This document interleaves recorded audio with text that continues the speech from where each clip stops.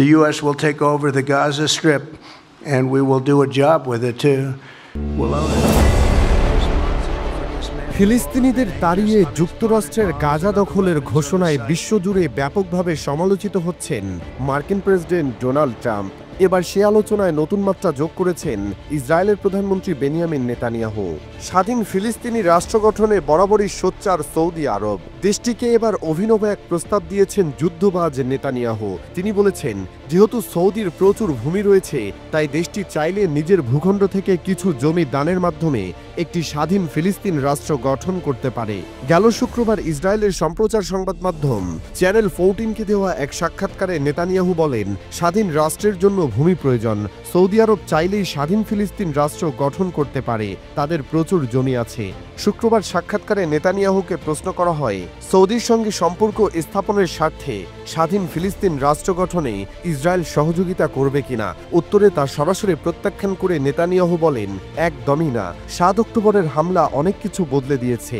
এখন ফিলিস্তিন রাষ্ট্র গঠিত হলে তা হবে ইসরায়েলের নিরাপত্তার জন্য মারাত্মক হুমকি। নেতানিয়াহু বলেন, আপনি ভাবতে পারেন স্বাধীন ফিলিস্তিন রাষ্ট্র গঠিত হলে কি হবে। বিশেষ করে 7 অক্টোবরের পর গাজা ছিল একটি স্বাধীন ফিলিস্তিনি রাজ্য। হামাস সেই রাজ্য চালাতো এবং আপনারা সবাই জানেন যে সেখান থেকে আমরা কি পেয়েছি। সম্প্রতি ট্রাম্পের গাজা দখলের ঘোষণায় কড়া প্রতিক্রিয়া দেখিয়েছিল সৌদি সহ অনেক আরব দেশগুলো। মূলত রিয়াদের সেই প্রতিক্রিয়ার জবাবে সৌদি আরবে ফিলিস্তিনিদের জন্য রাষ্ট্র প্রতিষ্ঠার এমন প্রস্তাব দিলেন নেতানিয়াহু। দীর্ঘদিন ধরেই মধ্যপ্রাচ্যে নিজেদের অবস্থান শক্তিশালী করতে আপ্রাণ চেষ্টা চালাচ্ছে ইসরায়েল। বর্তমান মার্কিন প্রেসিডেন্ট ডোনাল্ড ট্রাম্পের প্রথম মেয়াদে 2019 সালে মধ্যপ্রাচ্যের 4 দেশ মিশর, সংযুক্ত আরব আমিরাত, ওমান এবং বাহরাইনের সঙ্গে কূটনৈতিক সম্পর্ক স্থাপন করতে সক্ষম হয় দেশটি। তবে ইসরায়েলের একটি গুরুত্বপূর্ণ লক্ষ্য ছিল মধ্যপ্রাচ্যের নেতৃস্থানীয় দেশ সৌদি আরবের স্বীকৃতি এবং রিয়াদের সঙ্গে কূটনৈতিক সম্পর্ক। সেই লক্ষ্যে কাজও শুরু হয়েছিল এবং তা অনেক দূর এগিয়েও গিয়েছিল তেল আবিব। কিন্তু 2023 সালের 7 অক্টোবর ইসরায়েলের ভূখণ্ডে হামাসের অতর্কিত হামলার চপেটাঘাত যেন সবকিছু উলটপালট করে দেয়। গাজায় ইসরায়েলি বাহিনীর অভিযান শুরুর পর থেকেই কার্যত স্থগিত হয়ে যায় সৌদি ইসরায়েল দ্বিপাক্ষিক কূটনৈতিক সম্পর্কের সম্ভাবনা। তবে গত 19 জানুয়ারি গাজায় যুদ্ধবিরতির পর থেকে ফের এ ইস্যুতে আলোচনা শুরু হয়েছে। সৌদির ক্রাউন প্রিন্স মোহাম্মদ বিন সালমান অবশ্য সম্প্রতি স্পষ্টভাবে জানিয়েছেন, গাজা, পশ্চিম তীর ও পূর্ব জেরুজালেমের সমন্বয়ে স্বাধীন ফিলিস্তিনি রাষ্ট্র গঠিত না হলে ইসরায়েলকে স্বীকৃতি দেবে না রিয়াদ।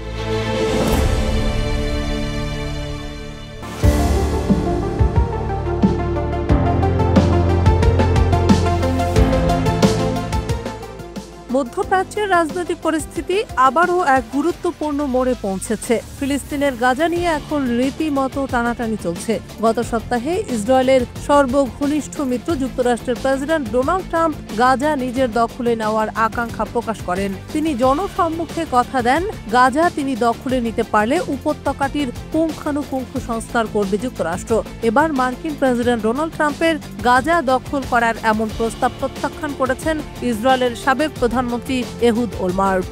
এই প্রস্তাবটি মূলত ট্রাম্পের শতাব্দী চুক্তি পরিকল্পনার অংশ হিসেবে উঠে আসে, যা ইসরায়েলি এবং ফিলিস্তিনি অঞ্চলের ভবিষ্যৎ নিয়ে আলোচনার অংশ ছিল। কিন্তু এ পরিকল্পনাটি তীব্রভাবে বিতর্কিত এবং ফিলিস্তিনিদের পক্ষ থেকে তা প্রত্যাখ্যাত হয়েছে। ব্রিটিশ সংবাদ মাধ্যম বিবিসিকে দেওয়া এক সাক্ষাৎকারে ওলমার্ট বলেন, মার্কিন যুক্তরাষ্ট্র আশা করছে যে ইসরায়েল গাজা উপত্যকা তাদের হাতে তুলে দেবে, কিন্তু আমরা তা করতে পারি না, কারণ গাজা আমাদের নয়, গাজা ফিলিস্তিনিদের। তিনি আরও উল্লেখ করেন, গাজা উপত্যকার পুনর্গঠনে যুক্তরাষ্ট্রের সহায়তা তিনি স্বাগত জানাবেন, তবে তার শর্ত একটাই, গাজা অবশ্যই ফিলিস্তিনিদের দ্বারা এবং ফিলিস্তিনিদের জন্যই পুনর্নির্মাণ করতে হবে। এর মাধ্যমে তিনি স্পষ্টতই ইসরায়েলের অবস্থান তুলে ধরেছেন, যা গাজার ভবিষ্যৎ নিয়ে নতুন প্রশ্ন উত্থাপন করেছে। উল্লেখ্য যে এহুদ ওলমার্ট 2006 সালে লিকুদ পার্টি থেকে বেরিয়ে এসে নিজের রাজনৈতিক পথ তৈরি করেছিলেন। ইসরায়েলের রাজনীতিতে তিনি দীর্ঘদিনের একজন গুরুত্বপূর্ণ ব্যক্তিত্ব। তার বক্তব্যে তিনি গাজা উপত্যকাকে ইসরায়েলের অংশ হিসেবে না হওয়ার ব্যাপারে এক প্রকার দৃঢ় অবস্থান নিয়েছেন। এটি মধ্যপ্রাচ্যের শান্তি প্রক্রিয়ার ক্ষেত্রে একটি বিশাল সংকেত, যেখানে একদিকে ইসরায়েলি সরকারের পক্ষ থেকে অঞ্চলটি দখল করার উদ্যোগ থাকলেও অন্যদিকে ফিলিস্তিনিদের স্বাধীনতার দাবিও অপরিবর্তিত রয়ে গেছে। এদিকে মার্কিন প্রেসিডেন্ট ডোনাল্ড ট্রাম্পের শতাব্দী চুক্তি পরিকল্পনা মূলত মধ্যপ্রাচ্য শান্তি প্রক্রিয়ায় একটি নতুন দিক দিতে চেয়েছিল, তবে এটি সামনে আসতেই বিতর্কের কেন্দ্রবিন্দু হয়ে ওঠে। ট্রাম্পের প্রস্তাবের মধ্যে ছিল গাজার ২১ লাখ ফিলিস্তিনিকে অন্যত্র পুনর্বাসিত করার এবং এই অঞ্চলটি ইসরায়েলের অধীনে আনার। তবে এই প্রস্তাব ফিলিস্তিনি কর্তৃপক্ষ এবং আরব দেশগুলো দ্বারা কঠোরভাবে প্রত্যাখ্যাত হয়েছে। তাদের মতে গাজাকে একটি স্বাধীন ফিলিস্তিনি রাষ্ট্রের অংশ হিসেবে দেখা উচিত এবং এটি ইসরায়েলের অধীনে থাকবে না। ফিলিস্তিনিরা গাজার স্বাধীনতা এবং তাদের অধিকার রক্ষার জন্য প্রতিরোধ করে যাচ্ছে। আবার এদিকে ইসরায়েলের প্রতিরক্ষা মন্ত্রী সম্প্রতি গাজার বাসিন্দাদের জন্য একটি পরিকল্পনা প্রস্তুত করার নির্দেশ দিয়েছেন, যার মাধ্যমে তারা এই অঞ্চল ছেড়ে অন্যত্র চলে যেতে পারবেন। এই পদক্ষেপ ট্রাম্পের প্রস্তাবের সঙ্গে মিল রেখে গাজার ভূখণ্ডের রাজনৈতিক ভবিষ্যৎ নিয়ে আলোচনা উত্থাপন করেছে।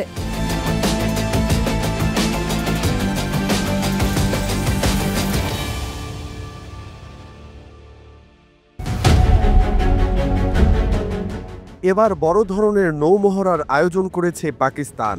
দক্ষিণ এশিয়ার পারমাণবিক অস্ত্রধারী এই দেশটির আয়োজিত দ্বিবার্ষিক বহুজাতিক এই নৌমহড়ার নাম আমান ২৫। এই আসরে অংশ নিয়েছে বাংলাদেশ, চীন, Indonesia, Iran, Japan, Malaysia, Sri Lanka, সংযুক্ত আরব আমিরাত এবং মার্কিন নৌবাহিনীর জাহাজ সহ বিশ্বের মোট ৭টি দেশ। ৯ ফেব্রুয়ারি রবিবার এক প্রতিবেদনে এ তথ্য জানিয়েছে পাকিস্তানি সংবাদ মাধ্যম দ্য ডন। এর আগে ২০০৭, ২০০৯ ও ২০১৩ সালেও বাংলাদেশ নৌবাহিনী আমান মহড়ায় অংশগ্রহণ করে পেশাদারিত্ব ও দক্ষতার পরিচয় দিয়েছে, যা বহির্বিশ্বের কাছে বাংলাদেশ নৌবাহিনী তথা বাংলাদেশের ভাবমূর্তি উজ্জ্বল করেছে। নৌমহড়ায় অংশগ্রহণকারী বিদেশি নৌবাহিনী জাহাজ পরিদর্শনকালে পাকিস্তানের নৌবাহিনীর প্রধান অ্যাডমিরাল নাভিদ আশরাফ বলেন, আমান মহড়া শান্তির প্রতি পাকিস্তানের অঙ্গীকারকে প্রতিফলিত করে, আঞ্চলিক সামুদ্রিক নিরাপত্তা জোরদার করে এবং আঞ্চলিক ও বহিরাঞ্চলের নৌবাহিনীর মধ্যে আন্তঃকার্যক্ষমতা বৃদ্ধি করে। এ সময় দেশটির নৌবাহিনীর প্রধান বাংলাদেশ, চীন, Indonesia, Iran, Japan, Malaysia, Sri Lanka, সংযুক্ত আরব আমিরাত এবং মার্কিন নৌবাহিনীর জাহাজ পরিদর্শন করেন। পরিদর্শনের সময় ঊর্ধ্বতন কর্মকর্তা এবং কমান্ডিং অফিসারদের সঙ্গে মতবিনিময়কালে অ্যাডমিরাল জোর দিয়ে বলেন, পাকিস্তান সামুদ্রিক নিরাপত্তা এবং সমুদ্রের সুশৃঙ্খল বজায় রাখার জন্য সহযোগিতামূলক প্রচেষ্টায় বিশ্বাস করে। একই চেতনায় পাকিস্তান নৌবাহিনী আঞ্চলিক সমুদ্র নিরাপত্তা টহল, আরএমএসপি এবং বহুজাতিক মহড়া আমানের মতো উদ্যোগের মাধ্যমে আঞ্চলিক শান্তি ও স্থিতিশীলতায় অবিরাম অবদান রাখছে বলেও জানান তিনি। নৌপ্রধান আস্থা প্রকাশ করে বলেন, আমানের মাধ্যমে যে সহযোগিতা ও অংশীদারিত্ব গড়ে উঠবে তা ভবিষ্যতেও বৃদ্ধি পাবে, যা আমাদেরকে শান্তি ও সমৃদ্ধির অভিন্ন লক্ষ্যের আরও কাছে নিয়ে যাবে। জানা গেছে, পাকিস্তানের প্রধান বন্দরনগরী করাচির কাছে আরব সাগরের উত্তরে এই মহড়া ১১ ফেব্রুয়ারি পর্যন্ত চলবে।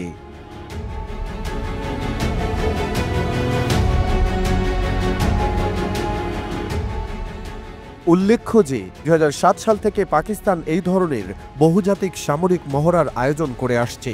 চলতি বছর এই মহড়া নবমবারের মতো অনুষ্ঠিত হল এবং এর থিম নির্ধারণ করা হয়েছে নিরাপদ সমুদ্র, সমৃদ্ধ ভবিষ্যৎ। এছাড়া এই বছরে মহড়ার একটি প্রধান আকর্ষণ হল আমান ডায়ালগ। মহড়ার সময় এই ডায়ালগে আঞ্চলিক নিরাপত্তা নিয়ে আলোচনার পাশাপাশি ক্রমবর্ধমান সামুদ্রিক চ্যালেঞ্জ মোকাবেলায় যৌথ কৌশল প্রণয়নের জন্য নৌবাহিনীর প্রধান, কোস্টগার্ড প্রধান, সারা বিশ্বের সিনিয়র মেরিটাইম নেতারা একত্রিত হবেন। ২০০৭ সালে অনুষ্ঠিত উদ্বোধনী আমান মহড়ার স্লোগান ছিল শান্তির জন্য একসাথে। ২৮টি দেশের অংশগ্রহণে প্রথম সেই মহড়াটি অনুষ্ঠিত হয়েছিল। আর ২০২৩ সাল নাগাদ প্রধান নৌশক্তি সহ মহড়ায় অংশগ্রহণকারী দেশের সংখ্যা ৫০টিরও বেশিতে উন্নীত হয়।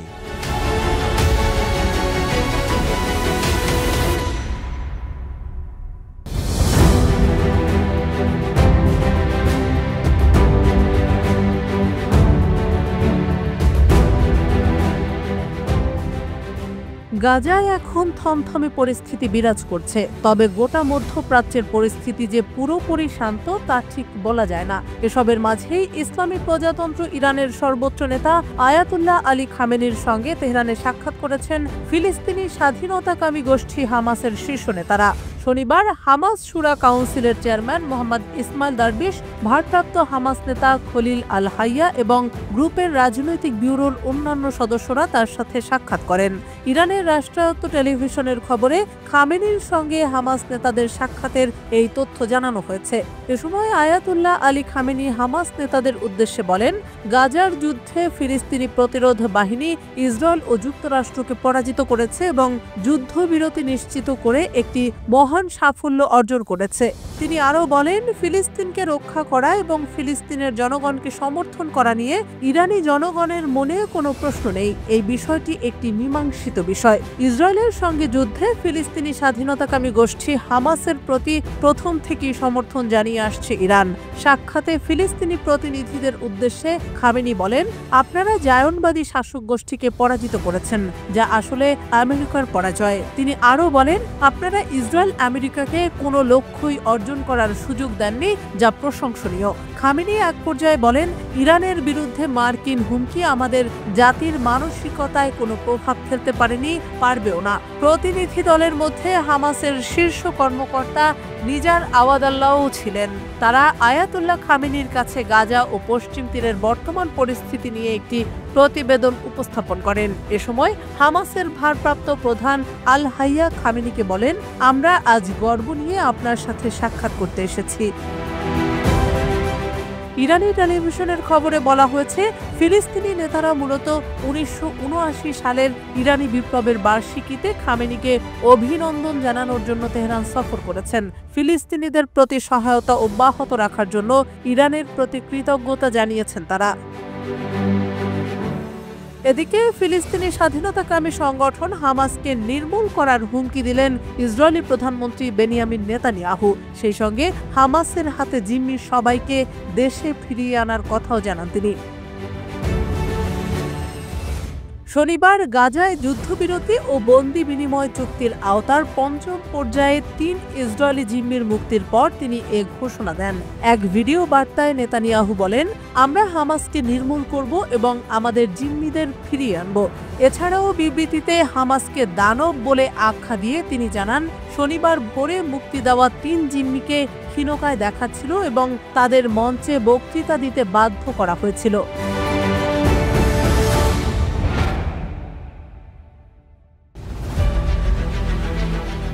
মিয়ানমারে জান্তা বাহিনীর বর্বরতা গৃহযুদ্ধে তাদের জয় নিশ্চিত করতে ব্যর্থ হয়েছে। একই সাথে তাদের নৃশংসতা দেশটিকে ধ্বংস করছে। সংবাদ মাধ্যম বিবিসির একটি গবেষণা বলছে, জান্তা মিয়ানমারের মাত্র 21% ভূখণ্ড নিয়ন্ত্রণ করছে। এনএলডির অবশিষ্টাংশ থেকে গঠিত জাতীয় ঐক্য সরকার প্রতিষ্ঠিত পিপলস ডিফেন্স ফোর্স ইউনিটগুলো, সেই সাথে দীর্ঘকাল ধরে নেইপিদোতে লড়াই করা জাতিগত সশস্ত্র গোষ্ঠীগুলোর সাথে লড়াই করে ক্রমেই পিছু হচ্ছে। 40 লাখেরও বেশি মানুষ বাস্তুচ্যুত হয়েছে এবং জনসংখ্যার অর্ধেক দারিদ্র্যের মধ্যে পড়ে গেছে। অর্ধেকেরও বেশি লোক বিদ্যুৎ ব্যবহারের সুযোগ থেকে বঞ্চিত হচ্ছে। জাতিসংঘ বলছে, রাখাইন রাজ্য তীব্র দুর্ভিক্ষের ঝুঁকিতে রয়েছে এবং সেখানকার রোহিঙ্গা মুসলিমরা বিশেষভাবে দুর্বল, যাদের সেনাবাহিনী জোরপূর্বক ধরে নিয়ে সেনা হিসেবে সংক্ষিপ্ত প্রশিক্ষণের পর বিদ্রোহীদের বিরুদ্ধে যুদ্ধে ঠেলে দিচ্ছে। একই সাথে আরাকান সেনাবাহিনী রোহিঙ্গাদের বিরুদ্ধে জান্তার পক্ষ নেয়ার অভিযোগ করছে। কার্যত উভয় সংকটে আটকা পড়েছে রোহিঙ্গারা। সেনাবাহিনী এখনও প্রধান শহরগুলো এবং দেশের রাজধানী দখল করে আছে। সেখানে অভ্যন্তরীণ উত্তেজনা স্পষ্ট। সেনাবাহিনী প্রধান জেনারেল মিন অং হ্লাইংকে পদত্যাগের আহ্বান জানানো হচ্ছে। তার সামরিক নেতৃত্বের ব্যর্থতার দায় হিসেবে বিদ্রোহীদের হাতে চলে গেছে 95টি শহর, গুরুত্বপূর্ণ বাণিজ্য রুট, শত শত সামরিক ঘাঁটি এবং 2টি আঞ্চলিক কমান্ড। 2023 সালের অক্টোবরের শেষের দিকে বিদ্রোহীদের বিস্ময়কর অগ্রগতি সম্ভব হয়েছিল, কারণ চীন সীমান্তে অপরাধী গোষ্ঠীগুলোকে নিয়ন্ত্রণ করতে সরকারের ব্যর্থতার কারণে ক্ষুব্ধ হয়ে জাতিগত সশস্ত্র গোষ্ঠীগুলোর একটি জোটকে অনুমোদন দিয়েছিল। এখন তারা অস্ত্র সরবরাহ এবং অন্যান্য গুরুত্বপূর্ণ আমদানি বন্ধ করে দিয়েছে। জান্তার মিয়ানমারের ক্ষমতায় টিকে থাকাকে তাদের সম্পদ ও স্থিতিশীলতা নিশ্চিত করার এবং মার্কিন যুক্তরাষ্ট্রকে দূরে রাখার সর্বোত্তম আশা হিসেবে দেখছে। স্পষ্টতই বেইজিং এই বছর মিয়ানমারে নির্বাচনের জন্য সবচেয়ে বেশি চাপ দিচ্ছে বলে মনে হচ্ছে।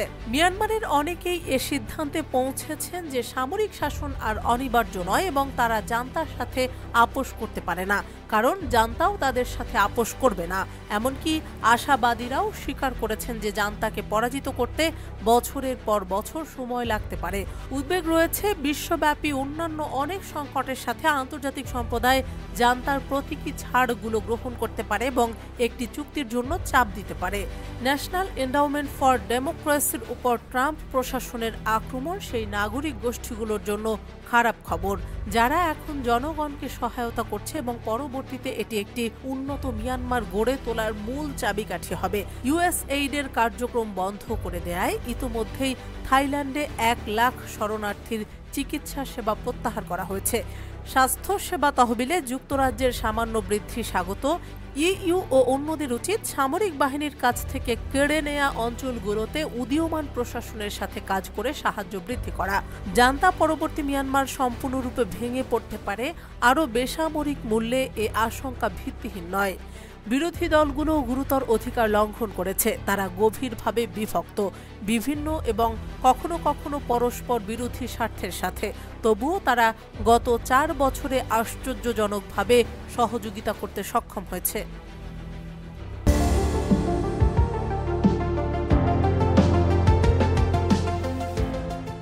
মার্কিন ধনকুবের ও প্রেসিডেন্ট ডোনাল্ড ট্রাম্পের উপদেষ্টা ইলন মাস্ককে এখন প্রায় খবরের শিরোনামে দেখা যায়।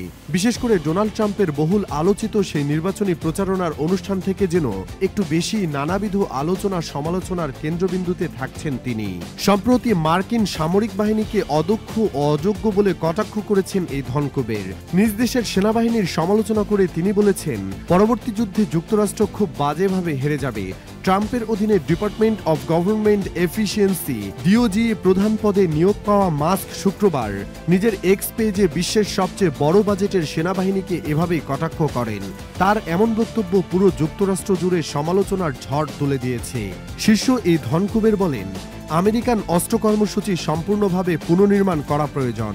বর্তমান কৌশল হল যুদ্ধের জন্য উচ্চ মূল্যে অল্প সংখ্যক অস্ত্র তৈরি করা। এক্স বার্তায় মাস্ক লিখেছেন, যদি আমাদের সামরিক বাহিনীকে তাৎক্ষণিক এবং নাটকীয়ভাবে পরিবর্তন করা না হয় তাহলে আমেরিকা পরবর্তী যুদ্ধে খুব খারাপভাবে হেরে যাবে। ইলন মাস্ক দীর্ঘদিন ধরে মার্কিন প্রতিরক্ষা খাতের অদক্ষতার তীব্র সমালোচনা করে আসছেন। তিনি যুক্তি দিয়ে আসছেন যে অতিরিক্ত আমলাতন্ত্র এবং পুরনো সামরিক কৌশল জাতীয় নিরাপত্তাকে দুর্বল করে তুলেছে। মার্কিন এই ব্যবসায়ী এর আগে গত 5 ফেব্রুয়ারি যুক্তরাষ্ট্রের West point United states military একাডেমিতে যুদ্ধের ভবিষ্যৎ নিয়ে আলোচনা করার সময় পরবর্তী যুদ্ধগুলোতে ড্রোন এবং কৃত্রিম বুদ্ধিমত্তা বা এআই এর ভূমিকার উপর জোর দেন। ওই সময় তিনি বলেন, ইউক্রেনের বর্তমান যুদ্ধটি এরই মধ্যে একটি ড্রোন যুদ্ধে পরিণত হয়েছে, তাই আমাদের উচিত ড্রোন ও এআই এর ব্যবহারের উপর জোর দেওয়া। উল্লেখ্য যে যুক্তরাষ্ট্র বহুকাল থেকেই তার সামরিক বাহিনীর জন্য বিশ্বের সবচেয়ে বড় বাজেট নির্ধারণ করে আসছে। বর্তমান মার্কিন সামরিক বাহিনীর বার্ষিক বাজেটের পরিমাণ $850 বিলিয়ন। এই সামরিক বাজেটের একটা বড় অংশ ব্যয় হয় পশ্চিম এশিয়া অঞ্চলে পরিচালিত যুদ্ধ ও আগ্রাসন চালানোর কাজে। বর্তমানে মার্কিন প্রেসিডেন্ট ডোনাল্ড ট্রাম্প 2018 সালে তার পূর্ববর্তী শাসনামলে এক বক্তব্যে অভিযোগ করেছিলেন যে আমেরিকা পশ্চিম এশিয়া অঞ্চলে $7 ট্রিলিয়ন খরচ করেছে, কিন্তু বিনিময়ে কিছুই পায়নি। এদিকে বিপদে পড়তে যাচ্ছেন ইলন মাস্ক। বিশ্বের অন্যতম এই শীর্ষধনীর নেতৃত্বাধীন department of government efficiency DOGE যাতে যুক্তরাষ্ট্রের পেমেন্ট সিস্টেমে প্রবেশ করতে না পারে তা নিশ্চিত করতে মামলা করেছে দেশটির বেশ কয়েকটি অঙ্গরাজ্য। ডেমোক্র্যাটদের নেতৃত্বাধীন মার্কিন অঙ্গরাজ্যগুলোর এক জোট শুক্রবার এ মামলা করেছে। এই পেমেন্ট সিস্টেম দিয়ে লাখ লাখ কোটি ডলারের লেনদেন প্রক্রিয়াকরণ হয়।